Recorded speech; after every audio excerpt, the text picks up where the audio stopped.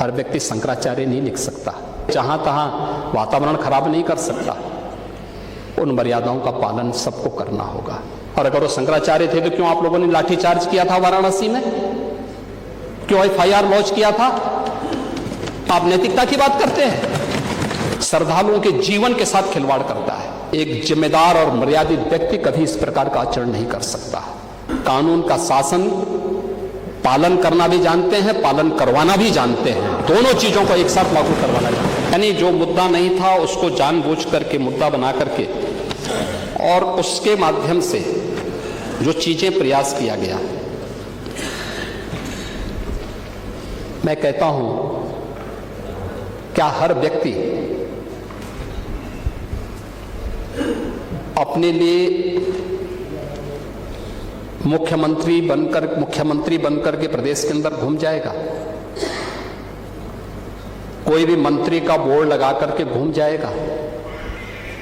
कोई भी समाजवादी पार्टी का राष्ट्रीय अध्यक्ष बनकर के कोई घूम जाएगा? एक सिस्टम है, एक व्यवस्था है। भारत के सनातन धर्म की भी यही व्यवस्थाएं हैं। शंकराचार्य का पद भारत की सनातन धर्म में सर्वोच्च और सम्मानित पद माना जाता है, बहुत पवित्र माना जाता है। इस सदन की व्यवस्था आप देखते होंगे, परंपरा से और नियमों से संचालित होता है।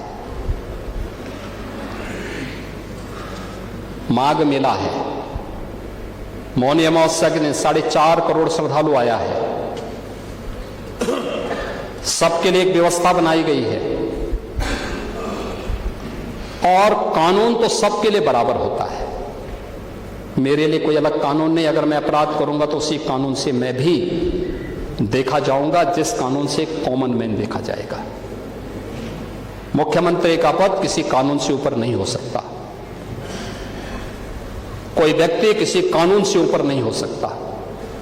हम भारत के संवैधानिक व्यवस्था से जुड़े हुए लोग हैं और मेरा मानना है भारत के हर नागरिक को भारत के इस कानून को मानना चाहिए।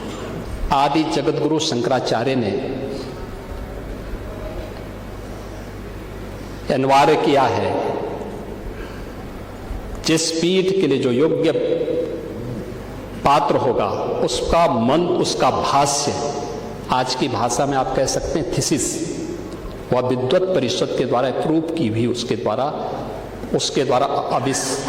और फिर उस परंपरा के द्वारा उसको मान्य किया गया।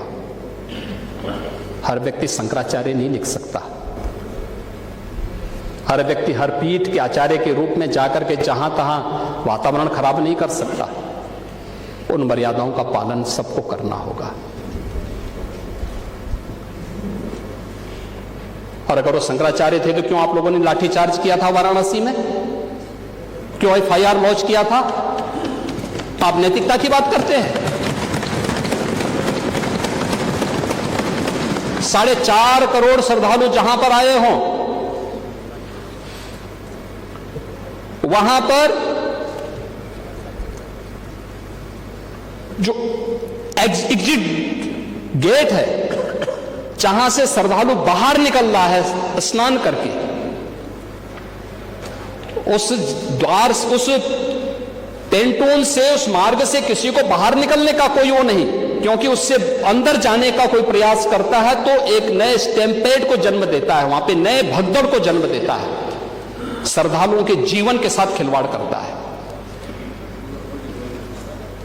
एक जिम्मेदार और मर्यादित व्यक्ति कभी इस प्रकार का आचरण नहीं कर सकता,